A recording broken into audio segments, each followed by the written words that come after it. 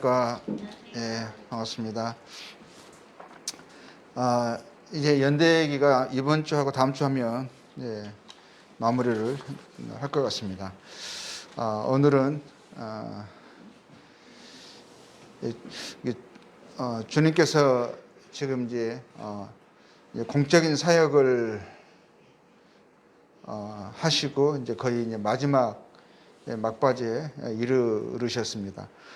거의 이제 마지막 어떤 주님이 이제 공적인 사역을 마지막으로 마치실 그런 시점에서는 주님이 당신에게 당하실 일들을 이제 거듭 이제 말씀하셨어요. 그 중에 한 부분을 말씀하신 자신에게 임하실 일에 대해서 이제 말씀하신 구절을 함께 보도록 하겠습니다. 예루살렘으로 올라가는 길에 예수께서 12 제자를 데리시고 자기의 당할 일을 일러 가라사대. 이거는 이제 주님께서 마지막에 당신에게 임하실 일에 대해서 제자들에게 그 전에도 이제 몇 번 말씀하셨어요.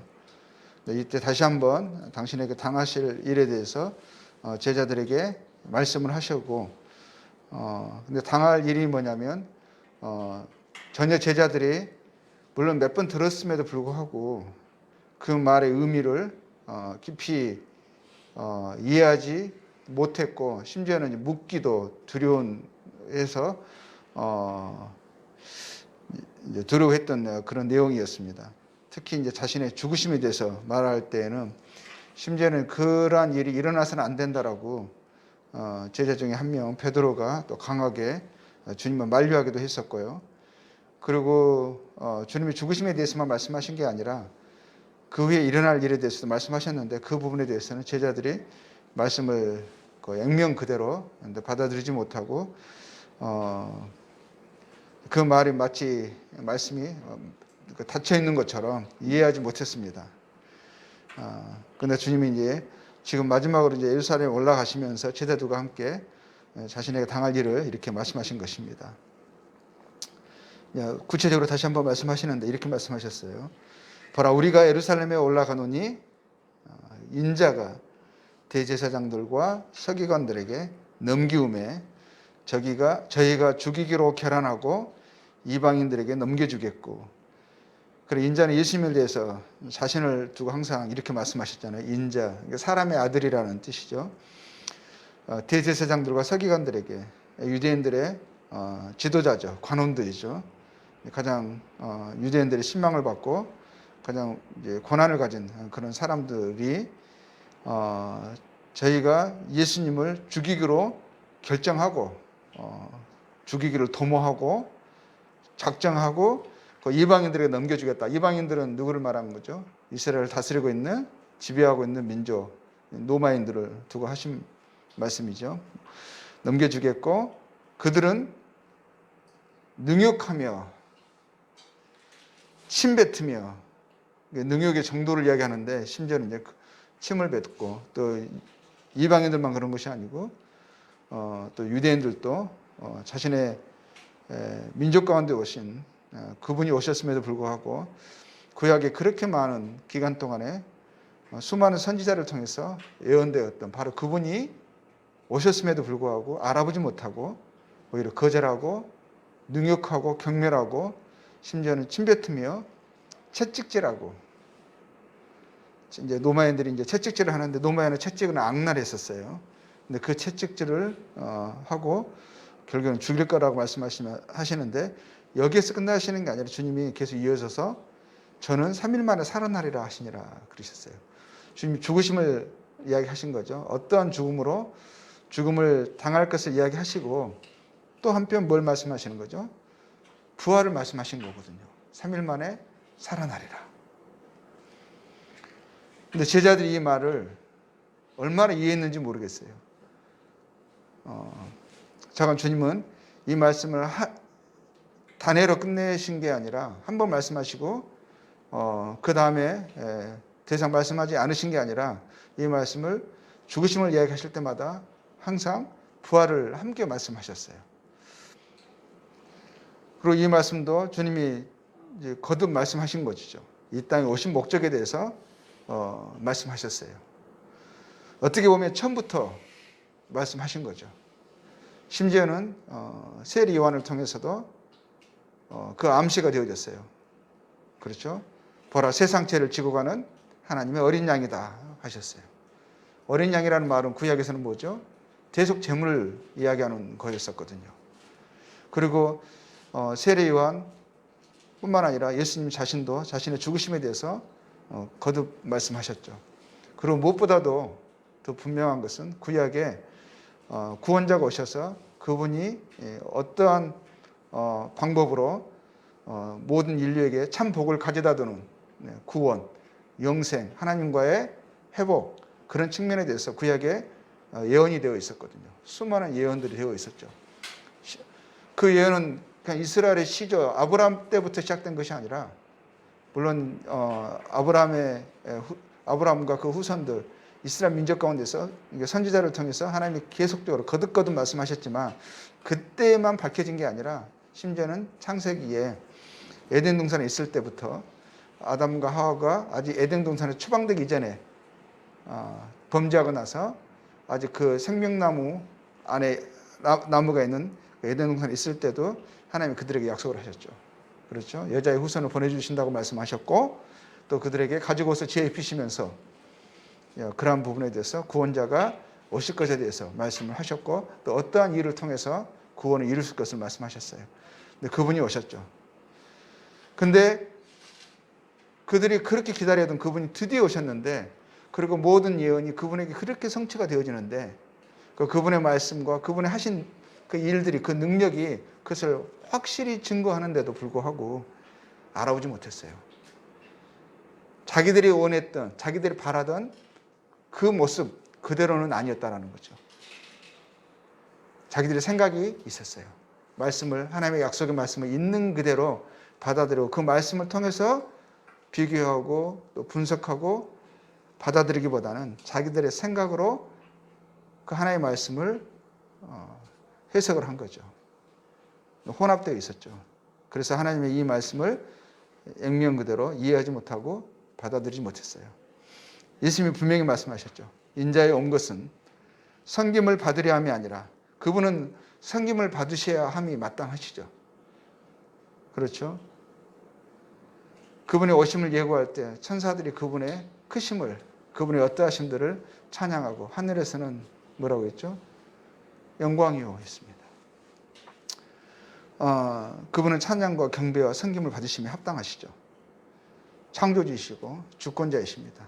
그럼에도 불구하고 예수님이 자신에 대해서, 이 땅에 오신 목적에 대해서 섬김을 받으려 하려고 오신 것이 아니라 뭐라고 말씀하시냐면 도리어 섬기려 하고, 창조주가 또 하나님께서 인생을 섬기려 오히려 심판하셔야 하시는데, 그리고 인생의 죄인들의 하나님께 대해서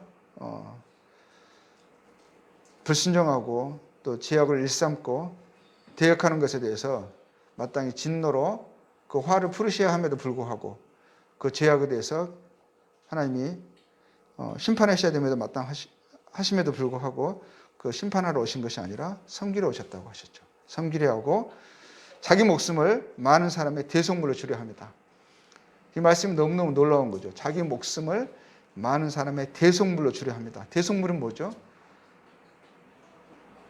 희생 제물이거든요.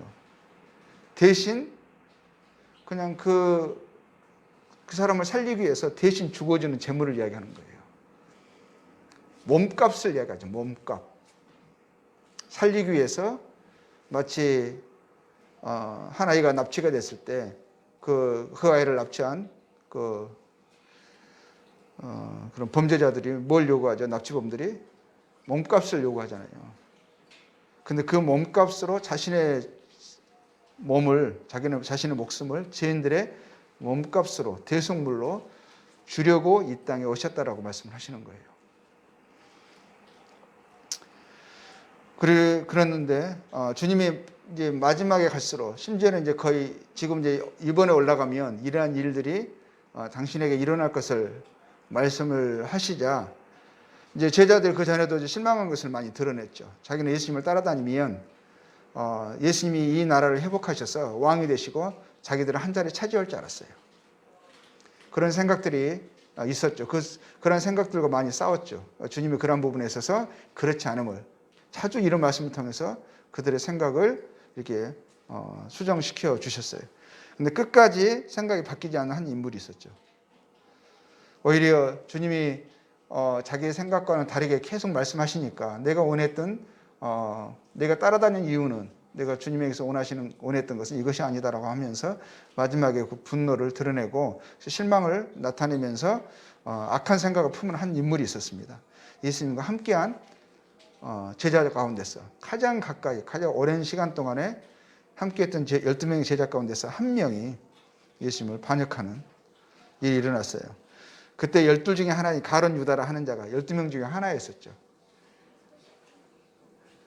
가장 근접한 거리에서 밤낮으로 예수님과 동행했던 예수님의 하신 말씀, 그분의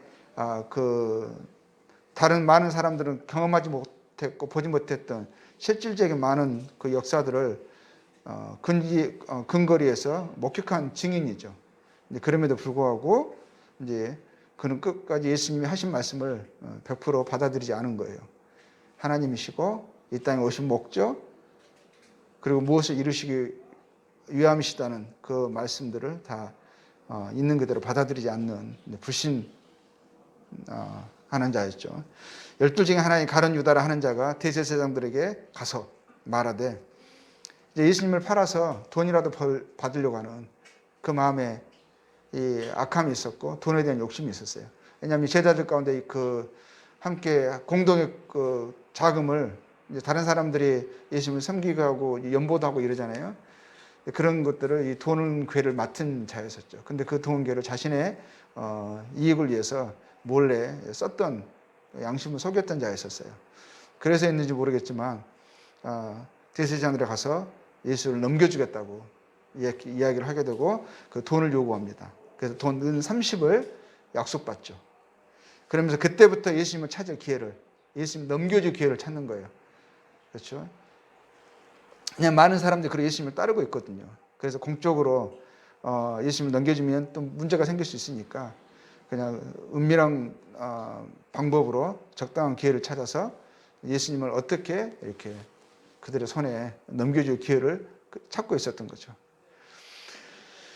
그런데 예수님이 이제 마지막 지금 유대인의 큰 명절이 이제 다가왔습니다. 그는 유월절이라고 하는 명절이에요. 큰 명절이죠. 유월절은 뭡니까? 이스라엘 백성들이 400년 동안 애굽에 종살이 하고 있을 때 하나님께서 그들에게 약속하시고 또 그들에게 개입하셔서 하나님 놀라우신 능력으로 이제 간섭하심으로 이스라엘 백성들을 애굽에서 해방시키시려고 하는 그래서 바로에게 내 백성 이스라엘을 놓으라 해방시키라 했을 때 그 완악한 바로가 계속 거절하죠. 그래서 그들에게 하나님의 재앙이 임하게 되고 그래서 9번째 재앙이 임했음에도 불구하고 나라가 정말 쑥대밭이 되는 상황에도 불구하고 계속 거절하죠. 그래서 마지막 10번째 재앙인 유월절 재앙을 내리시는 거죠. 애굽에 있는 모든 장자들이 죽는 그런 재앙을 내리죠. 그 재앙을 통해서 이제 마지막에 결국에는 바로가 이스라엘 백성들을 해방하게 되죠. 근데 그 마지막 그 10번째 재앙, 유월절 때에 이제 그 피가 발라진 그 집안에 있는 사람들의 재앙이 임하지 않는 그게 유월절이잖아요. 그래서 그 이후로 이스라엘 사람들은 유월절을 이제 명절로 이제 하나님께서 자신들에게 나타나셔서 해방시키신 그날을 기념하고 하나님의 구원하심 또 하나님의 은혜를 이들이 이제 감사하고 찬양하는 그런 이제 명절이죠. 근데 이 명절 6월절 날 이제 6월절이 됐습니다. 근데 대부분의 집들에서는 자기들 형편에 따라서 이제 어떤 경우에는 이제 한 가족이 양을 한 마리 다 잡기 어려우면 이제 가족이 이제 함께하는 몇몇 가정이 또 양을 잡기도 하고 해서 이 날은 전반적으로 양을 먹는 날이에요. 근데 그날을 기념하는 거죠. 근데 예수님이 제자들과 함께 6월절 만찬을 하시는데 여기에는 양이 없어요. 그리고 뭐가 있냐면 떡과 오늘 저희들이 아침에 만찬 예배를 드렸던 떡과 장 그 포도주죠. 그때는 이제 그 지역에는 물이 안 좋기 때문에 이제 그들의 어떤 이제 음료로, 일상의 음료로 이제 포도주가 그들이 이제 대용으로 사용하고 있었죠. 근데 이제 자관 포도주 색깔이 붉잖아요. 보면 피를 연상합니다.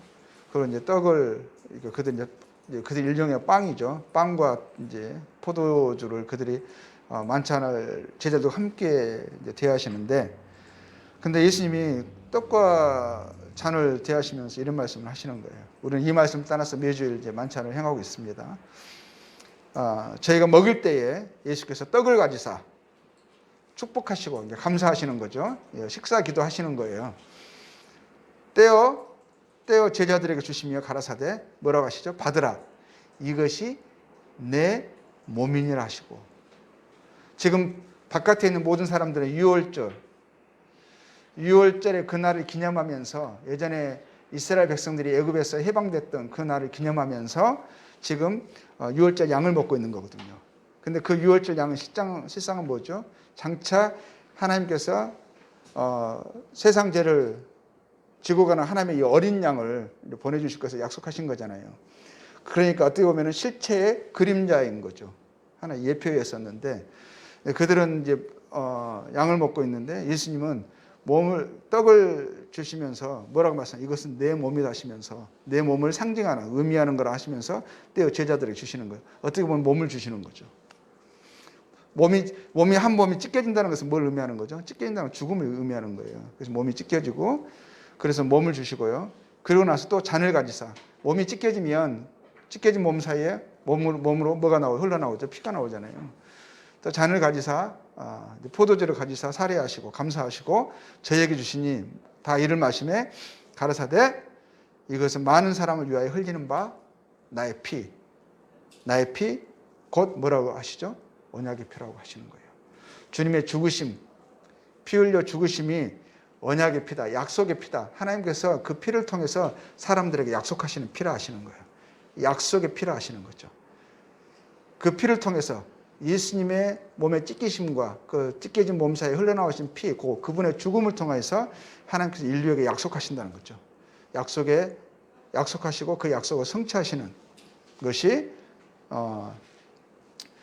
것을 말씀하시면서 유월절을 제자들과 함께 자신의 몸을 상징하는 떡과 잔을 대하면서 만찬을 제자들과 함께 나눕니다.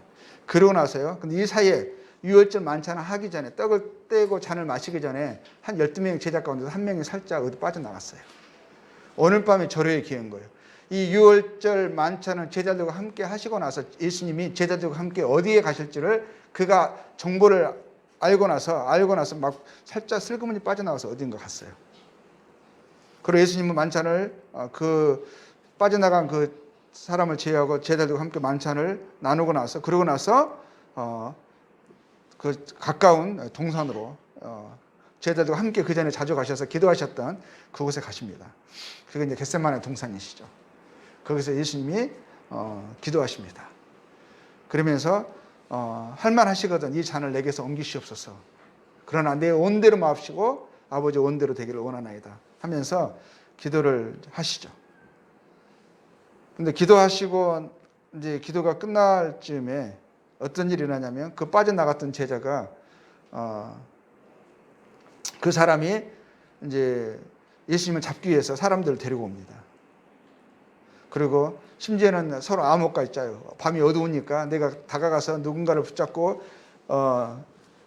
그때는 이제 인사를 하고, 그래서 그것이 이제 딱 발견되어지면 그 사람을 잡으라 하면서 암호까지 짜고 예수님께 와서 이제 아주 다정한 말로 인사를 나누고 그 사이에 이제 사람들이 와서 잡게 하는 그런 일들이 일어나는 거죠. 예수님이 붙잡히십니다. 근데 그 붙잡히신 것도 어쩔 수 없이 붙잡히신 것이 아니라 그냥 몸을 마치 내주시는 것처럼 예수님과 함께 모든 사람들 가게 하시고, 이 사람들은 놔두고 나를 잡고 이 사람도 놔주라 하면서요. 예수님을 잡을 때 다른 사람들 도망가죠. 제자들이. 예수님이 붙잡히십니다. 붙잡혀가지고 이 사람들을 보내서 잡으라 했던 그 사람들에게 예수님을 끌고 가죠. 그들이 예수를 끌고 대제사장에게로 가니 대제사장들과 장로들과 서기관들이 다 모이더라. 다 이미 준비되고 있는 거예요. 그 준비된 장소에서 모여 있는 그 사람들이 예수님을 그 가운데 세우고 이제 신문하는 것입니다.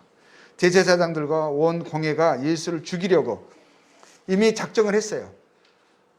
신문을 해서 죽일 죄를 찾는 게 아니라 그가 죽일 어떤 형벌을 어떠한 잘못된 것이 있으면 그 신문을 해서 그걸 발견해서 그거에 상응하는 어떤 징계를 어떤 벌을 주려고 하는 게 아니라 이미 결정한 거예요. 이미 결정됐어요. 죽이기로 한 거예요. 그 죽일 만한 증거 이미 작정하고 그 증거를 찾는 일을 하고 있는 거예요. 예수를 죽이려고 그를 칠 증거를 찾대. 근데 그 증거들이 서로 맞지 않는 거예요. 이게 죽일 만한 항목이 없었던 거죠. 이유가 없었던 거죠. 그 증거를 그들은 찾을 수가 없었어요. 왜냐하면 그에게서 어떤 죄로 씌울 만한 그런 문제를 그런 흠결을 찾을 수가 없었다는 거죠. 대제사장이 가운데 그래서 결국에는 이제 그에서 급하게 되니까 자기 스스로도 증거가 맞지 않는 거예요. 합당치 않는 것을 스스로도 발견하게 되니까 급한 대제사장이 어떻게 해서든 이미 죽여야 되거든요. 이미 결정됐거든요. 그래서 일어나가지고 어떻게 하냐면 급한 말을 이렇게 물어보는 거죠. 예수에게 물어가로되 너는 아무 대답도 없느냐. 주님이 그들이 거짓 증거로 예수님을 막 죽일 증거를 찾으려고 하는데 예수님이 그에 대해서 한 말씀도 대답하지 않으셨어요. 그래서 아무 대답도 없느냐 하면서 이 사람들은 너를 치는 증거가 어떠하냐 하되 잠잠하고 아무 대답도 아니하시거늘 마치 죽으시기로 작정하신 것처럼 아무 대답도 아니하시거늘 대제사장에게 다시 물어 가로되 네가 찬송받을 자의 아들 그리스도냐. 그들은 하나님의 이름을 함부로 부르지 않죠. 하나님을 경외한다고 하나님의 이름을 망령되 일컫지 않는다고 하면서 하나님의 이름을 함부로 부르지도 않습니다. 그래서 찬송받을 자, 이면 하나님을 말씀하시는 거죠. 네가 찬송받을 자, 하나님의 아들 그리스도냐 이렇게 물어봐요. 그런데 예수님이 그에 대해서 항상 그 전에 말씀하셨잖아요. 하나님과 자신을 하나님의 아들이라면서 하나님과 동등됨을 말씀하셨거든요. 그것 때문에 그 사람들이 분노했던 거거든요. 네가 하나님을 모독한다. 인간이면서 스스로를 하나님이라고 한다. 하나님의 아들이라는 의미가 그들에게는 스스로를 하나님이라고 하는 그런 거라는 것을 듣고 그것 때문에 이 사람들이 분노했었거든요. 그러면서 다시 한번 확인하는 거죠. 네가 찬송받을 자의 아들, 네가 말했던 대로 지금도 너를 그렇게 이야기하고 있느냐 이걸 물어보는 거예요. 근데 그것에 대해서는 예수님이 대답하십니다. 내가 그니라. 심지어는 너무너무 분명하고 구체적으로 이야기하시는 거죠. 내가 그니라가 뭐예요? I am. 나는 스스로 있는 자니라. 이런 말이에요. 나는 스스로 있는 자니라. 나는 영원한 하나님이다. 모세에게 하나님이 대대의 일을 자신의 칭호라고 말씀하시면서 하셨던 그 이름, 나는 스스로 있는 자니라. 그 이름을 자신에게 말씀하시는 거예요. 모세에게 나는 스스로 있는 자라고 말씀하셨던 그분이 바로 나다. 나는 스스로 있는 자니라. 나는 그니라. 나는 I am who I am. 영원하신 하나님이심을 말씀하시는 거죠. 그리고 말씀하시는 게 인자가 권능자의 우편에 앉은 것. 권능자가 누구죠? 하나님이잖아요. 하나님 우편에 앉는 것과 하나님의 권능자 우편에 앉는다는 것은 뭐예요? 하나님의 이심을 이야기하는 거죠. 그렇죠? 하나님과 동등한 전능자, 주권자, 심판자, 권능자의 우편에 앉은 것과 그리고 나서 뭐라고 말씀하시는가? 하늘 구름을 타고 오는 것은 너희가 보리라. 심판하러. 지금 너희가 내 앞에 한 인간을 보지만 실상은 하나님이고 모든 하늘과 땅의 모든 권세를 가지신 분이시고 그리고 모든 인생들이 그 발 앞에 엎드려 주여 하나님이라고 고백하게 될 그 하나님 나중에 심판자로 오실 것을 이야기하시는 거예요. 하늘 구름을 타고 오는 것을 보리라. 이 말씀을 하시니까 대제사장이 자기 옷을 찢으며 이건 왜 옷을 찢죠? 지금 극한 분노를 표현하고 있는 거예요. 들을 수 없는 말을 인간의 입에서 들을 수 없는 말을 우리가 지금 듣고 있다. 다른 증거는 필요 없다. 죽여 마땅하다 하는 거죠. 그러면서 가로되 우리가 어찌 더 증인을 요구하려. 더 이상 증인은 필요 없다. 그 신성 모독하는 말을 너희가 들었도다. 뭐죠? 이 말의 의미가 뭐죠? 신성 모독하는 말을 너희가 들었도다. 인간이 육신을 입은 인간이 자신을 하나님이라고 한다. 나만 들은 게 아니라 다 듣지 않았느냐. 이는 죽여 마땅한 자다. 하나님을 아주 극악하게 모독하는도다. 이렇게 이야기하는 거죠. 만약 예수님이 하신 말씀이 사실이 아니라면 대제사장이 말이 어쩌? 맞죠? 죽어 마땅한 거죠. 만약에 예수님이 하신 말씀이 사실이라면 그 사실이심을 구약의 모든 예언들이 그분에 의해서 확증되었고 그분이 하신 말씀, 그동안 나타내신 그 모든 능력들이 그것을 증거하는 것이었다면, 이 말씀이 사실이라면 그들은 이 말씀 앞에 엎드려야 하는 거죠. 그분을 나의 주요 하나님이여 하시면서 그 말 앞에 엎드려야 되는 게 마땅한 거죠. 그런데 그들의 결정은 뭐였죠? 신성모독이라고, 미친 말을 한다고, 죽여야 할 말을 한다고, 이 인간은 살려둬서는 안 된다라고 하면서요, 너희가 들었도다, 너희는 어떻게 생각하느냐 하니 저희가 다 예수를 뭐라고 하죠? 사형에 해당한다로 정죄하고 이미 사형을 결정하고, 혹은 그에게 침을 뱉으며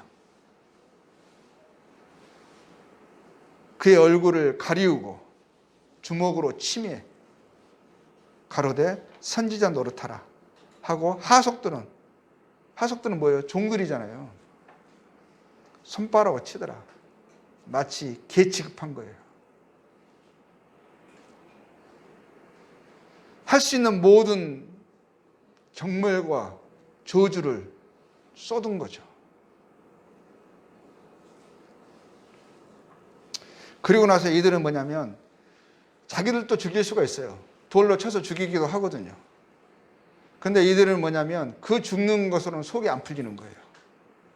그 시대의 가장 악랄한 처형, 십자가의 처형을 받게 하고 싶은 거예요. 십자가는 뭐죠? 발개 벗겨놓고 그냥 못 박아서 그 몸의 힘으로, 중력으로 못 박은 데서 구멍이 더 커지잖아요. 더 늘어나잖아요. 그러면 거기서 흘러나오는 피 한 방울 두 방울 흘려서 마지막 피까지 쏟아내게 해서 죽게 하는 거예요. 어떤 사람들은요, 몸이 좀 등치가 있는 분들은 1주, 2주, 3주 죽는 거예요. 아주 악랄한 거거든요. 사람이 죽어가잖아요. 그러면 새들이 와서, 까마귀들이 와서 눈을 찍어 먹고 막 그래요. 가장 고통스럽게 죽이는 거거든요. 그래서 이렇게 죽여야만 마땅하다 해가지고요, 이것을 그래서 로마의 법정으로 끌고 가는 거예요. 왜냐하면 그 십자가 처형을 내릴 수 있는 권한은 로마 총독에게 있거든요. 자기들이 할 수가 없어요. 새벽에 대제사장들이 즉시 장로들과 서기관들 곧 온 공회와 더불어 의논하고 예수를 결박하여 끌고 가서 빌라도에게 넘겨준, 빌라도가 그때 시대의 유대의 로마 총독이었거든요. 빌라도가 가로되 네가 유대인의 왕이냐? 예수께서 대답하여 이르시되 네 말이 옳도다. 그 말씀에 대답하시죠. 유대인의 왕이냐는 것이 구약에 예언된 거잖아요. 다윗의 왕위에 오실 분, 다윗의 영원한 왕자를 차지하실, 유대인의 왕으로 오실, 이것이 구약에 계속 예언되어 있었어요. 구원자에 관련된 그 예언이죠. 그래서 그 말씀에 대해서는 예수님이 말씀을 하시죠. 제사장들이 여러 가지로 고발하는지라 빌라도가 또 물어 이르되 아무 대답도 없느냐? 그들이 얼마나 많은 것으로 너를 고발하는 거 보라. 어떻게 해서든지 죽이고 싶은 거예요. 온갖 거짓말을 동원해서라도 이 사람은 마땅히 죽어야 하는 거죠. 그래서 서로 막 별말을 다 하는 거죠. 있는 말 없는 말 다 쏟아붓는 거예요. 어떻게 해서든지 죽여야 하니까요. 그런데 한 말씀도 대답하지 않으시는 거예요. 빌라도가 또 물어 이르되 아무 대답도 없느냐? 그들이 얼마나 많은 너를 고발하는 거 보라 하되 예수께서 다시 아무 말씀을 대답하지 아니하시니 빌라도가 놀랍게 여기더라. 너무 신기한 거예요. 이 사람은 자기에 대해서 항변하지 않는 거예요. 죽기로 각오한 사람 같아요. 너무 차분하신 거죠. 명절이 되면, 그때는 이제 노마가 전 세계를 지배하고 있는 가장 강대국이잖아요. 그래서 지배하고 있는 나라들의 아랑을 베풀기 위해서 그 나라들의 큰 명절이 되면 그 국민이 원하는, 그 사람이 누구든지 간에요, 한 사람을 풀어주는 전례가 있었어요. 명절이 되면 백성들이 요구하는 대로 죄수 한 사람을 놓아주는 전례가 있었더니 밀란을 꾸미고 그 밀란 중에 살인하고 체포된 자에 바라바라 하는 자가 있는지라. 이 바라바는 소문난, 여기서 밀란을 꾸몄다고 되어 있지만 다른 데 말씀 보면 강도라 되어 있어요. 살인한 자라 되어 있어요. 우리로 하면 뭐죠? 모든 사람이 아는 가장 죽여야 마땅한 악랄한 사람인 거예요. 누구 같은가요? 지금으로 하면. 좀 그러긴 한데 뭐 조두순, 유영수, 너 있잖아 옛날에 누구 유영철, 뭐 연쇄 살인범들. 그런 누구나 아는 그냥 그 사람은 살려둘 가치가 없는 사람이다 라고 여겨지는 그러한 사람이 바라바거든요. 근데 에이, 설마 예수님은 이 사람들이 가는 곳마다 예수님을 쫓아다녔어요. 예수님에게 은혜와 복을 얻은 사람들이 한둘이 아니에요. 가정의 문제가 해결되고, 왜냐하면 그 안에 병자 몇십 년 동안 그 가족의 고통이 되었던 그 병자들이 예수님의 말씀 한마디로 살아나기도 하고요. 회복되고 죽은 사람도 살아났었어요. 날 때부터 소경이었던 사람들, 문둥병자들, 이런 사람들이 이런 류의 사람들이 예수님의 은혜와 사랑을 입고 회복되었잖아요. 그러니까 예수님은 모든 사람들이 좋아하는 사람이었어요. 그들에게 나쁜 짓을 하지 않으셨어요. 무리가 나아가 전례대로 하여 주기를 요구하는데 빌라도가 대답해 이르되 너희는 내가 유대인의 왕을 너희에게 놓아주기를 원하느냐. 당연히 그럴 줄 알았어요. 빌라도가 생각하기에는. 이 대제사장과 서기관들, 이 백성들의 관원들은 예수님을 시기해서, 그렇죠? 대제사장 시기로 예수님을 넘겨줬다고 알고 있잖아요. 시기해서 그러겠지만 일반의 사람들은 예수님을 일반하게 사람들에게 말하면 내가 누구를 놓아주기를 원하느냐. 그것도 다른 사람도 아니고 바라바하고 두 명을 내건 거예요. 바라바하고 예수님이 있는데 누구를 놓아주기를 원하느냐. 당연히 이 빌라도 생각하기를 누구를 생각하겠어요? 당연히 예수님이라고 생각한 거예요. 이거는 너무 뻔한 답을 준 거예요. 질문을 한 거예요. 빌라도 입장에서는. 빌라도는 예수님을 죽이고 싶지 않았어요. 그 대제사장들과 이 백성들의 간원들이 이 시기로 악한 마음으로 예수님을 향해서 그냥 죽이고 싶어 하는 거지 죽일 만한 제목을 찾지 못했어요. 그러나 제사장들이 무리를 선동을 한 거예요. 선동. 그렇게 따라다니고 얼마 전까지는 예수님을요, 호산나 호산나 하면서요, 예수님을 왕으로 엄청나게 대대적인 환영을 했거든요. 그러고 나서 얼마 지나지 않았어요. 근데 이렇게 사람들의 마음이요, 정말 변죽이 줄긋듯 해요. 무리를 충동하여 빌라도가 또 대답하여 가로되 그러면 너희가 유대인의 왕이라는 일은 내가 어떻게 하라? 물어봐요. 저희가 다소 소리지르되 뭐라고 그랬어요? 저를 십자가에 못 박게 하소서. 그 선동을 받아가지고 이들의 마음이요, 그들과 함께 똑같은 마음을 품습니다. 그리고 마치 집단으로 뭐죠? 미친 것처럼, 정신이 나간 것처럼 이러는 거예요. 저를 십자가에 못 박게 하소서. 빌라도가 그러되 어찌미냐. 여기서 제일 정신이 온전한 사람이 빌라도 같아요. 어찌미냐. 상식적으로 맞지 않는 거예요. 이가 무슨 악한 일을 하였느냐 하니 대답이 없고요. 더욱 소리 지르고요. 뭐라고 하죠? 십자가에 못 박게 하소서. 십자가에 못 박게 하소서. 무조건 죽이라는 거예요. 빌라도가 무리에게 만족을 주고자 해요. 왜냐하면 이게 심지어는 밀란이 일어날 정도인 거예요. 그러니까 바라바는 놓아주고 예수는 채찍질하고 십자가에 못 박히게 넘겨주는. 채찍질이 뭐냐면 로마인의 채찍질은 악랄했었어요. 채찍의 그 가죽 줄에 끝부분에는 쇠 조각이나 뼈 조각을 달아놨어요. 거의 이 채찍질로도 죽은 사람들이 많았어요. 채찍을 하잖아요. 그 온몸에 등을 때리면 등에 가죽이 하나도 없게 되는 거예요. 너덜너덜해지는 거예요. 너덜너덜. 근데 그 채찍질을 하고 십자가에 못 박히게 넘겨준 거예요. 그들이 원하는 대로 하게 한 거죠. 그리고 이 로마인들이요, 이 사람들은 잔인한 사람들이잖아요. 이들의 예수님의 제목이 뭐예요? 유대인의 왕으로. 제목이 없어요. 유대인의 왕, 이건 거예요. 그러니까 유대인의 왕, 우리가 지배하고 있는 이 유대인, 너희들의 왕을 우리가 이렇게 모독한다, 경멸한다. 너희는 영원히 우리 발밑에 있어야 된다. 이런 의미가 있는 거거든요. 그래서 더 이 로마인들도요, 예수님을 아주 모독을 하는 거죠. 능욕을 하는 거죠. 그리고 그 지역에 나는 이 가시나무가 있어요. 제가 중앙아시아에서 가시나무를 봤는데요. 가시가요, 꼭 그걸 못 같아요. 못. 끝부분이 한 이 정도 돼요. 두께도 한 이 정도 돼요. 그것이 막 나무에 달려 있거든요. 이 가지 있으면 다 가시예요. 엄청 끝도 뾰족하고 엄청 강하고 두꺼워요. 근데 그걸로 뭘 했냐면은 관을 만들어요. 그래가지고 머리에 씌워버리는 거예요. 그러면 거기에 뭐 이 두개골까지 다 살은 다 들어가는 거예요. 뼈에 닿는 거예요. 뼈에. 가시관을 씌우고요. 채찍질하고요. 그리고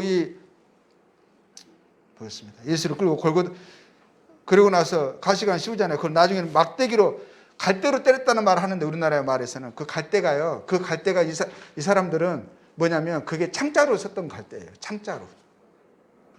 막대기거든요. 왜냐하면 그게 이제 이집트의 애굽의 나일강 쪽에서 나는 이제 보통 이제 그는 갈대인데요. 그 갈대는 아주 굵은 나무 같은 그런 거예요. 창자루로 많이 썼거든요. 근데 그거를 때리는 거예요, 머리를. 마치 못을 망치로 때리듯이 때리는 거죠. 그리고 온 얼굴이 그냥 피 범벅이 됐을 거예요. 등은 가지고 그냥 너덜너덜해졌고요.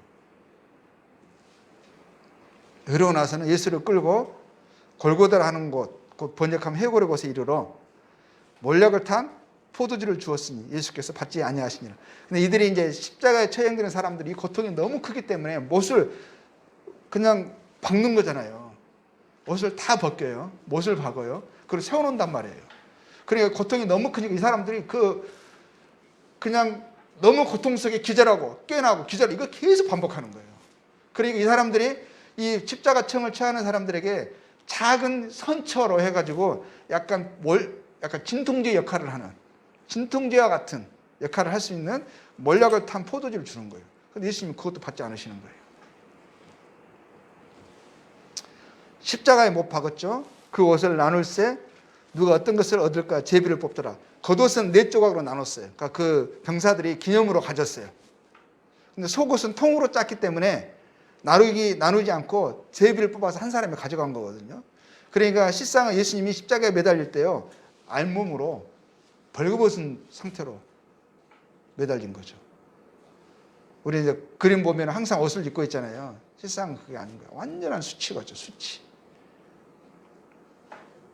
때가 제3시가 되어 십자가에 못 박은 3시는 지금으로 하면 아침 9시거든요.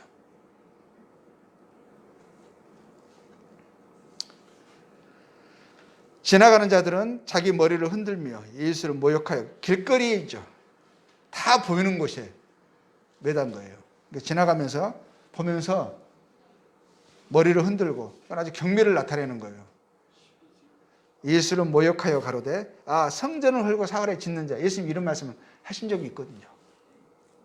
그 말을 또 잘못 이해해서 그런 말들로 예수님을 능욕하는 거죠.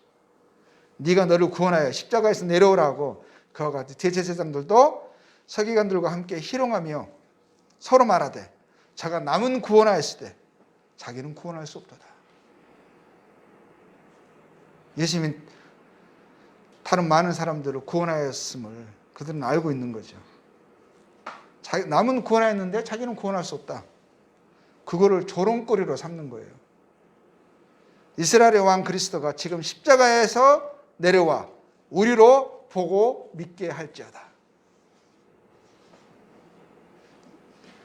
예수님이 누구신가에 대해서 그분이 하신 말씀에 대한 능력을, 그 말씀을 믿을 만한 가치를 그분이 다른 사람이 감히 생각해 보지도 못한, 이룰 수 없는 전무후무한 그런 일들을 이루셨거든요.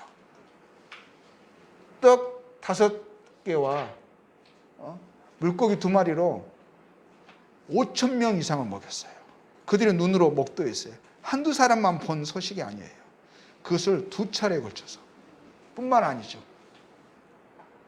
죽은 자가 살아났어요. 동네 사람들이 다 봤어요. 죽은 지 사흘이나 있어가지고 썩은 냄새가 나는 사람이 살아났어요. 그 외에 수많은 기적들을 봤어요. 기적들을 행하시기 전에 말씀하셨어요. 그리고 내가 그 말이 사실이라는 것을 기적을 통해서 확증하게 하셨어요. 근데 또 말하는 거예요. 그때는 막 믿는다 하고요, 엄청나게 따라다녔어요. 우리가 믿습니다. 당신은 정말 하나님이 약속하신 바로 그분이십니다. 믿는다고 했거든요. 근데 또 뭐라고 해요? 조금만 시간이 지나면 또 잊어버리는 거예요. 지금도 그러는 거예요. 보고 믿게 할지어다. 심지어 내려왔다 할지라도 안 믿을 거예요. 함께 십자가에 못 박힌 자들도 예수를 욕하더라. 지금 두 양쪽에 있는 사람들 강도들이거든요. 죄수들이에요. 죽어 마땅한 사람들이에요. 근데 그 사람들도 예수님을 욕하는 거예요. 제6시가 되면, 6시는 12시거든요. 정오예요, 정오. 온 땅에 어둠이 임하여 제9시까지, 3시까지, 오후 3시까지 3시간 동안의 어둠이 임한 거예요. 제일 해가 밝을 그날에 가장 낮에요. 그 3시간 동안 어둠이 온 세상을 덮은 거예요. 이건 뭐를 의미하는 거죠? 왜 이런 일이 일어나야 하는 거죠? 이것을 통해서 하나님은 무엇을 알려주시고 무엇을 말씀하시는 걸까요? 이것이 그냥 우연의 일치일까요? 그때 흙먼지 바람이 많이 불어서 해를 가렸을까요? 일시적으로? 3시간 동안? 제가 한 번은 몽골에서요. 몽골에 해년마다 봄 되면 바람이 홍사의 진원지잖아요, 몽골이. 그래서 제가 살던 것은 그 남쪽 고비 사막과 그렇게 멀지 않습니다. 시골에 살았으니까요. 봄마다 바람이 부는데 한 번은 바람이 너무 많이 불어가지고 황사 현상이요.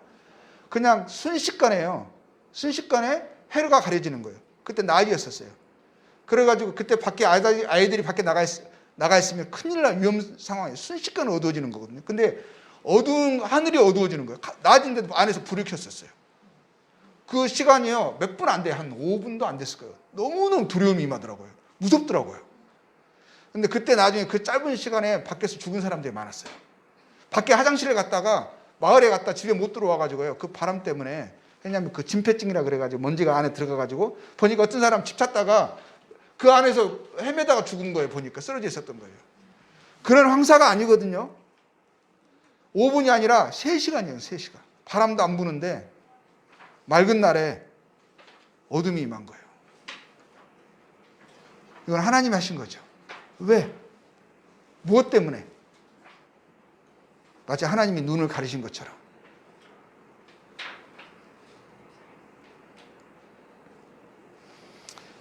제9시에 예수께서 크게 소리 지르시되, 9시는 3시잖아요. 3시간 동안 그런 일이 임했어요. 어둠 속에. 이 사람들 그 어둠 속에 임했을 때 두려웠을 거예요. 가장 밝은 날에 어둠이 임했으니까요. 그 시간이 그러고 나서 엘리 나막 사박다니 하시니, 이를 번역하면 나의 하나님 어찌하여 나를 버리셨나이까 하는 뜻이라. 어둠이 임하고 나서 그 어둠의 끝자락에 예수님이 하시는 말씀이, 그전에는 예수님이 하나님을 말씀하실 때 아버지라 하셨죠. 내 온대로 마시고 아버지의 온대로 되기를 원하나이다 하셨어요. 근데 이 어둠의 후에, 어둠의 끝자락에 예수님이 뭐라고 말씀하시는 거예요? 나의 하나님 어찌하여 나를 버리셨나이까.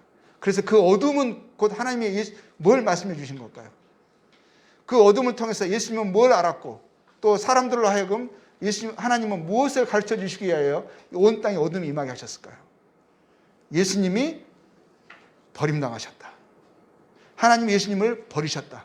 그 말은 뭐냐면 잘려졌다, 분리됐다. 하나님께 대하여 죽은 자가 된 거예요. 아버지와 나는 하나님이라 하셨던 삼위일체 하나님께서요, 그 아들 하나님이 하나님 아버지에게서 분리가 되신 거예요. 잘려주신 거예요. 죽으신 거예요. 근본의 죽음이 임한 거예요. 하나님이 창세전부터 아버지와 아들은 하나이셨고 아들을 사랑하셨잖아요. 그렇죠? 사랑의 본질이잖아요. 근본이잖아요. 근데 그 아버지가 아들을 죄인처럼 버리셨어요. 끊으셨어요. 그 어둠은 하나님께서 그 아들을 외면하신 거예요. 그걸 나타내시는 거예요. 버리셨음을, 등을 돌리셨음을 죄인으로 여기셔서 그를 죽이셨음을 드러내는 거죠. 어찌하여 나를 버리셨나이까. 버림당하심을 아신 거예요. 죽음이 임한 거예요. 근본의 죽음이. 곁에 섰던 자 중에 어떤 이들이 듣고 가로되 보라 엘리 하니까 엘리야라 들어가지고 엘리야를 부른다 하고 한 사람이 달려가서 해용은 그 스폰지 같은 거예요. 신 포도주를 머금게 하여 갈대는 뭐죠? 큰 상자루 같은 나무라 그랬잖아요. 거기에 깨워가지고 마시게 한 거예요. 근데 그것은 예수님이 마시셨어요. 입맛을 다시셨어요. 왜냐하면 입이 수분이 빠지고 피가 빠지니까 아니 입이 쩍쩍 말라 있었을 거예요. 그래서 그것을 적셔가지고요. 그거 마시우십니다. 적시려고 가만두어라. 엘리야가 와서 저를 내려주나 보자 하더라. 마지막까지 사람들은 예수님께 이렇게 취급을 하는 거죠. 그리고 그것을 예수께서 큰 소리를 지르시고 운명하시다. 이 뭔가를 말씀하시려고 혀를 적시신 것 같아요. 혀를 적시시고 나서 큰 소리를 하십니다. 그리고 죽으십니다. 여기서 마가복음에서는요, 큰 소리가 무슨 말씀이신지 안 나왔어요. 그리고 예수님이 그 말씀을 하시고 죽으시는데 죽으시자마자 멀리 떨어져 있는 성소 있잖아요. 성막, 성전이죠. 성전에 성소가 있고 지성소가 있잖아요. 그 사이를 가로놓는 휘장이 있죠. 성소 휘장이잖아요. 근데 그 성소 휘장이 그 두께가 한 10cm 정도 돼요. 상당히 높은 거예요. 사람의 키 한 2배 정도 될 거예요. 근데 그것이 사람이 찢는다면 아래에서 찢겼죠. 그렇죠? 근데 위에서부터 아래로 찢겨지는 거예요. 예수님이 죽으시자마자 일어난 큰 변화 중에 하나가 뭐냐? 그것도 다른 것이 아니라 성전의 성소 휘장이 위에서부터 아래로 찢어지는 거예요. 성소 휘장이 뭘 의미하는 거였죠? 죄로 인하여서 하나님과 인생이 그 사이가 분리되었음을, 가로막혀 있음을, 그걸 의미하는 거잖아요. 죄인들은 하나님과 나아갈 수 없음을. 모든 사람이 죄를 범하였음에 하나님의 영광에 이르지 못하더니 그것이 성소 휘장이 말해주고 있는 거였었어요. 근데 그것이 찢어져요. 이건 또 하나님 이것 통해서 뭘 말씀하시는 거죠? 그리고 아까 큰 소리를 지르시고라고 이제 마가복음에는 그렇게 말씀하셨잖아요. 그 요한복음에서는 그 소리가 무슨 말씀을 하셨는가가 기록이 되어 있어요. 예수께서 신포도주를 받으신 후 가라사대 뭐라고 하셨죠? 큰 소리가 다 이루었다. 이 말씀을 크게 하신 거예요. 크게 하시려고 신포도주를 받으신 거예요. 그리고 혀를 적시셔서 마지막에 한마디를 외치시고 죽으신 거예요. 다 이루었다. 이 말은요, 그때 시대에 사용하는 상업 용어였었어요. 누군가 빚을 지잖아요. 그러면 이 사람이 그 빚을 다 갚으면 도장을 찍습니다. 다 지불되었다. 빚이 청산되었다. 테텔라스타이란 도장을 찍어요. 근데 그 말은 뭐냐면 다 갚았다. 지불됐다. 더 이상 빚이 없다라는 의미예요. 그 말씀을 십자가에서 죽으시면서 마지막으로 죽으시면서 그 말씀을 하신 거예요. 다 이루었다. 성소 휘장 말씀드린 거죠. 휘장이 이렇게 되어 있어요. 그렇죠? 근데 이 휘장이요, 위에서 찢어지는 거예요. 지성소는 뭘 의미하는 거죠? 하나님 임재가 머무는, 그죠? 하나님 임재하시는 장소잖아요. 하나님의 영광의 나라, 천국을 의미합니다. 근데 거기에 나가는 길이요, 열린 거예요. 예수님의 죽음을 통해서. 그리고 나서 예수님이 죽으심이 확인되죠. 그래 이제 6월절 잔치 6월절이니까 그 십자가에 매달린 제수들이 보는 게 유대인들이 불편한 거예요. 그래서 빨리 죽여달라고 하면 죽이는 방법이 뭐냐면 다리를 끊는 거예요. 다리를 망치를 쳐서 다리를 부러뜨리잖아요. 그러면 사람들이 숨을 쉬려고 이렇게 해가지고, 왜냐면 몸이 내려갔잖아요. 내려가니까 숨을 쉬려고 하면 발을 올려가지고 숨을 들이쉬는 거거든요. 근데 다리를 끊어버리면 숨을 쉴 수가 없어요. 근데 예수님, 다른 제수들은 발을 끊어가지고 뼈를 부러뜨려가지고, 그래서 이제 곧 있으면 죽는데 숨 못 쉬니까 죽는 거예요. 예수님을 딱 치려고 하니까 예수님은 이미 죽어 있는 거예요. 그래서 확인 사살로 그냥 여기 창으로 뭘 하냐면 심장을 밑을 옆구리 찌르는 거예요. 그러니까 피를 다 쏟아지게 하는 거죠. 그러니까 예수님이 죽으셨어요. 뼈는 꺾어지지 않으셨죠. 아리마대 사람 요셉이 와서 당돌이 빌라도에게 들어가 예수의 시체를 달라 하니, 십자가 매달린 시체를 달라 하니, 이 사람은 존귀한 공회인이요 하나님의 나라를 기다리는 자라. 그래서 아리마대 사람 요셉은 부자였었어요. 그때 시대의 부자들은 뭐냐면 자기들이 죽고 나서 장사될 무덤을 예비합니다. 근데 예비가 뭐냐면 천연굴에 자기의 보통 보면 천연굴 같은 데 있잖아요. 굴에 이제 자기의 무덤을 부자들은 그걸 사기도 하고, 어떤 경우는 심지어는 이제 큰 암벽 같은 데 있잖아요. 거기를 이제 바위로 파서 자기 무덤을 예비하기도 하거든요. 근데 아리마대 사람 요셉이 그 근처에 자기의 무덤이 예비되어 있었어요. 부자였기 때문에 그 근처에 자기 이제 묻힐 무덤이 있었거든요. 그 요셉이 이제 예수님의 시체를 내리고 나서 세마포로 싸가지고 예수를 내려다가 가까이 있는 자기 무덤으로 옮기죠. 이것으로 싸서 바위 속에 판 무덤에 넣어두고 돌을 굴려 무덤 문을 다듬에 그랬어요. 그때 시대의 돌이 이제 무덤이 이런 식이죠. 그렇죠? 무덤에 넣고 그때 돌로 이렇게 굴려가지고 그 입구를 닫는 거죠. 그리고 이제 3일이 됐습니다. 예수님이 장사된 지 3일이 됐어요. 안식일이 지나면 막달라 마리아와 야고보의 어머니와 어머니 마리아와 또 살로메가 가서 세 여인이요. 안식일이 지나, 안식일 때는 움직일 수가 없잖아요. 그러니까 안식일이 토요일이거든요. 토요일. 그렇죠? 그러니까 안식일이 지났다는 것은 일요일이에요. 일요일에 예수께 바르기 위하여, 왜냐하면 예수님이 급하게 죽으시고 장사되셨기 때문에 미처 그들의 풍속을 따라서 하는 게 죽은 사람을 무덤에 장사하기 전에 염을 하는 게 있었어요. 염을 못한 거예요. 그래서 안식일이 끝나고 나서 이제 활동이 자유로운 일요일 날에 와서 예수님의 시신에 향품을 바르기 위해서 사가지고 왔죠.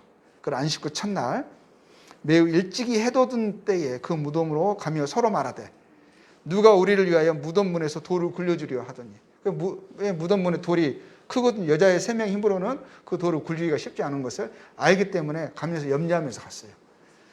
하더니 눈을 들어본즉 돌이 벌써 도착하니까 그 문이 굴려져 있는 거예요. 돌이 힘이 크더라. 무덤에 들어가서 흰 옷을 입고, 그래서 무덤에 들어가 봤어요. 한 청년이 우편에 앉은 것을 보고 놀라매 청년이 이르되 놀라지 말라. 너희가, 이 청년이 누구죠? 천사인 거죠. 너희가 십자가에 못 박히신 나사렛 예수를 찾는구나.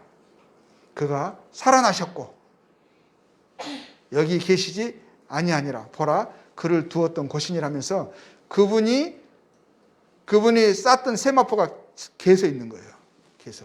근데 그 시체는 거기 없는 거죠. 가서 그의 제자들과 베드로에게 이르기를, 그러면서 이렇게 말하는 거예요. 예수께서 너희보다 먼저 갈릴리로 가시나니 전에 너희에게 말씀하신 대로 너희가 거기서 배우리라 하라 하는지라. 예수님이 이 말씀을 하셨어요. 제자들에게. 죽으심을 말씀하시고 장사됨을 말씀하시고 부활을 말씀하시고 부활 후에 제자들에게 어디서 보자라고 말까지 하셨어요. 그 말씀을 다시 상기시켜 주시면서 그들은 그 말을 그냥 무슨 의미로 하신지 그런 말씀을 있는 그대로 액면 그대로 받지 못한 거죠. 그 말씀을 다시 상기시켜 주시면서 예수님이 거기서 보자라고 하시는 거예요. 천사들이 그렇게 말한 거죠. 이런 무덤이었어요. 여자들이 심히 떨며 얼마나 놀랐겠어요. 나와 무덤에서 도망하고 무서워하여 아무에게 아무 말도 하지 못하더라. 예수께서 안식구 첫날 이른 아침에 살아나신 후 전에 7 귀신을 쫓아내어 주신 막달라 마리아에게 먼저 보이시니, 예수님 부활하시고 나서요 가장 먼저 여인들에게 먼저 보여주셨어요. 근데 참 이게 재미있는 것은 뭐냐면, 그때 시대에는 여인들의 지금하고는 여건이 신장된 지금의 상황과도 많이 다르죠. 그렇죠? 그때는 뭐죠? 여인들은 재판에서요, 여인들의 말은 증거로 채택되지 않았어요. 근데 여인들에게 가장 중요한 사건, 주님이 부활하셨는데 여인들이 먼저 본 거예요. 먼저 나타나 주신 거예요. 그래서 먼저 보이시니 마리아가 가서 예수와 함께하던 사람들의 슬퍼하며 울고 있는 중에 예수님이 부활하셨다는 이 사실을 전하는 거예요. 그들은 근데 그것을 듣고 뭐라고 그러죠? 예수를 살으셨다는 것과 마리아에게 보이셨다는 것을 듣고도 믿지 아니하니라. 믿을 수 없는 말이에요. 너무 슬퍼가지고 헛것을 봤나 보다. 이렇게 생각하는 거예요. 그 말을 듣지 않은 거예요. 그의 저희 중 두 사람이 걸어서, 그 제자 가운데 두 명이요, 걸어서 시골로 갈 때에 예수께서 다른 모양으로 부활하신 그분이요, 순식간에 그들에게 나타나시고 또 사라지시기도 하시고요. 그 몸이요, 또 다른 모양으로 나타나기도 하죠. 제자들이 못 알아봤어요. 이 사람들이. 저희들에게 나타나시니 두 사람이 가서, 그럼 나중에 가서는 마지막에 주님이 그들에게 자신을 나타내 주셨고 그들이 예수님을 알게 됐어요. 나타내셨다는 것은 그 몸으로 나타나셨지만 처음에는 못 알아봤거든요. 나중에 알게 됐어요. 알아본 순간 예수님이 사라지셨어요. 그래서 그것을 그들이 다시 제자들에게 가서 그 말을 이야기한 거예요. 우리 그때 전에 여자들이 했던 그 말, 우리가 그냥 믿지 않았는데 우리도 봤다고. 한 명이 아니죠. 두 명이죠. 봤다라고 이야기를 하는 거예요. 근데 제자들은 뭐라고 하죠? 역시 믿지 아니하더라. 그 후에 11제자가 음식 먹을 때 예수께서 저희에게 나타나사 저희의 믿음 없는 것과 마음이 완악한 것을 꾸짖으시니 이는 자기의 살아난 것을 본 자들의 말을 믿지 아니함일러라. 왜 예수님께서 처음부터 제자들에게 자신의 부활하심을 다 한 번에 나타내 주지 않으시고 처음에는 여자들에게, 그리고 두 명 이렇게 점진적으로 나타내 주시고, 그리고 그 말을 전에 부활을 목격하고 그것을 증언한 사람들의 말을 믿지 않는 것에 대해서 예수님이 그들의 완악함이라고 말씀하신 거예요. 그것을 꾸짖으셨거든요. 그러니까 증인들의 말을 믿지 않는 것을 믿음 없는 거, 완악함, 그리고 그것을 꾸짖으시고, 그러면서 하시는 말씀이 뭐죠? 온 천하에 다니며 만민에게 복음을 전파하라.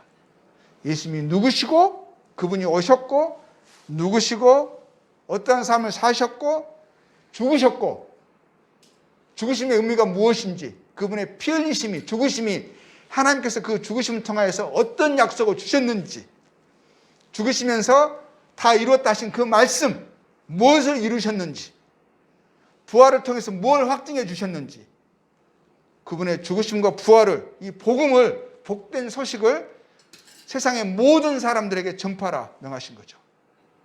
누구에게요? 부활을 목격한 증인들에게. 그들은 봤어요. 죽은 것을 봤고요, 장사된 것을 봤고요, 다시 살아나신 주님을 봤어요. 그리고 증인들에게 너희들의 말을 증거하라.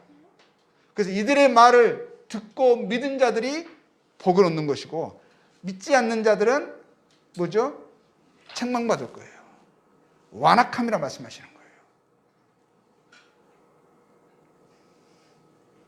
해 받으신 후에 또한 저희에게 확실한 많은 증거로, 그리고 해 받으셨다는 것은 이제 십자가에 죽으신 후에 이야기하시는 거죠. 죽으신 후에 그 3일 만에 부활하셔가지고 확실한 많은 증거로 친히 사심을 나타내사,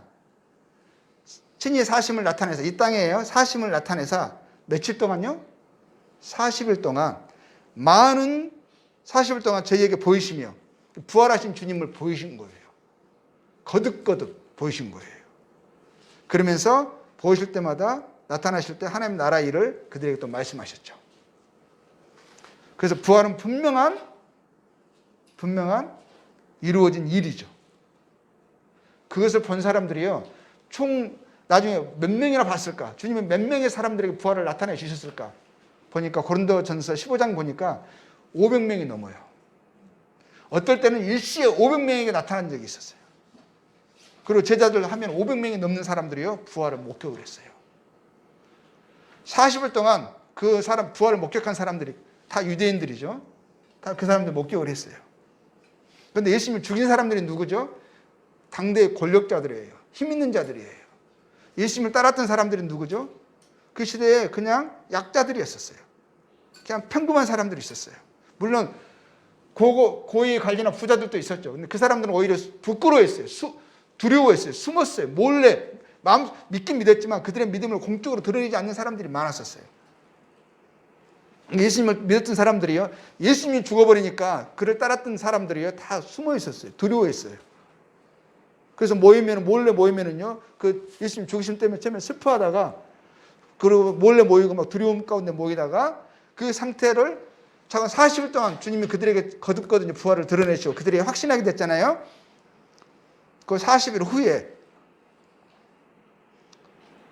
주님이 승천을 하십니다. 자, 보시겠습니다. 어제 성령이 40일이 이제 끝나갈 때잖아요. 성령이 너희에게 임하시며, 그러면서 주님이 성령 기다리라, 예루살렘을 떠나지 말고 기다리라 하시면서요, 너희가 권능을 받고 예루살렘과 온 유대와 사마리아와 땅끝까지 이르러, 그 예루살렘만 이야기하시는 것이 아니고 이스라엘만 이야기하시는 것이 아니고요, 오히려 이스라엘의 지경을 넘어서 그러니까 주변의 나라들만 이야기하시는 것이 아니라 땅끝까지 나를 증거하는 증인이 되라 하시는 거예요.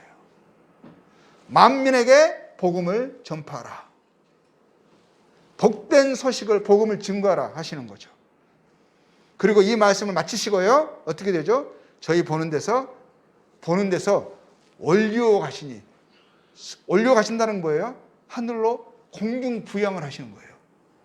근데 그 전에 예수님이요, 그냥 그들이 문을 잠궈놓고 두려워서 자기들끼리 모여있는 그 상태에 예수님이 갑자기 나타나시고 그들에게 부활하셨음을 증거하시고 그들과 함께 먹기도 하시고 그들에게 예수님의 몸을 만져보라 하시기도 하시고 그리고 대화하시고 함께 시간을 보내셨거든요. 그러다가 사라지실 때는 갑자기 딱 사라지시고 막 이러셨었어요.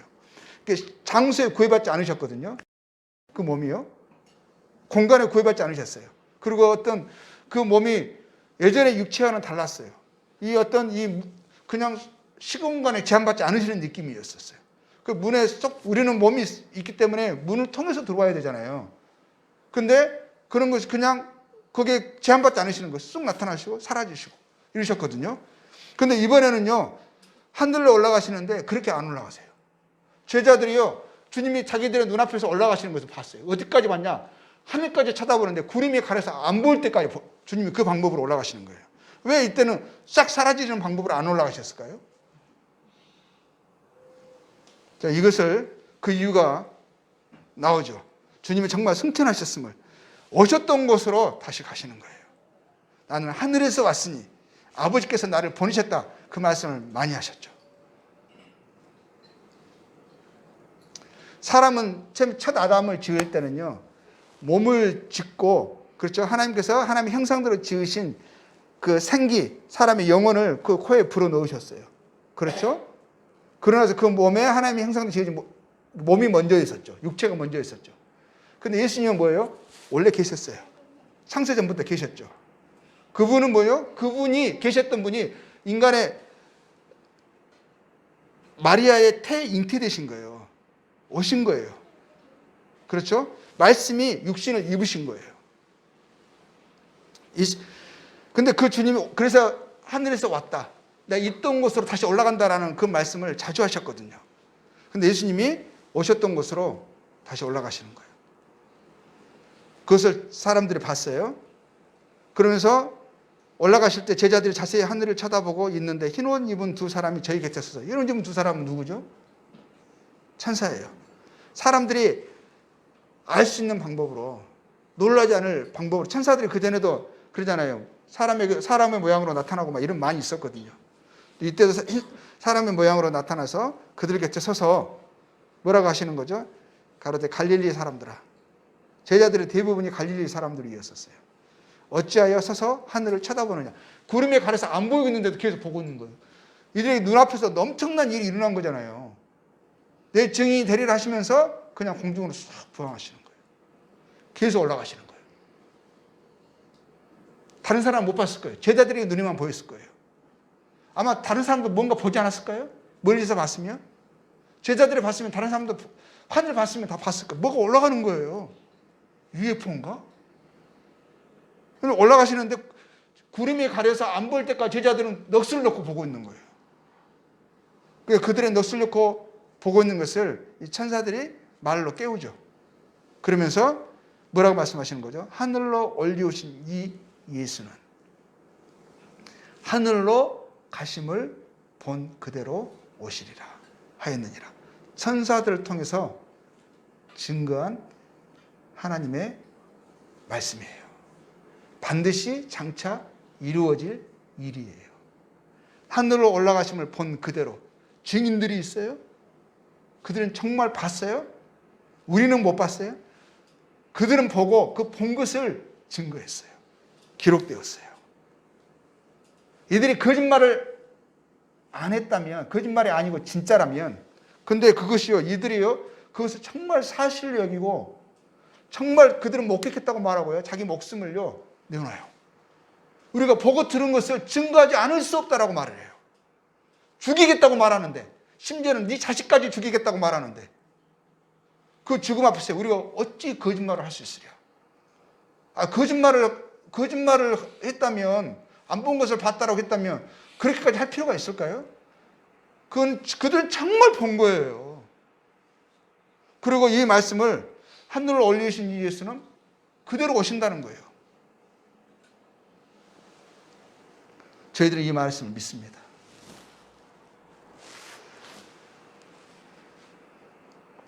그분이 오시면, 다시 오시면, 그때는 뭐라고 말씀하셨냐면, 처음에는요, 심판하러 오신 게 아니었었어요.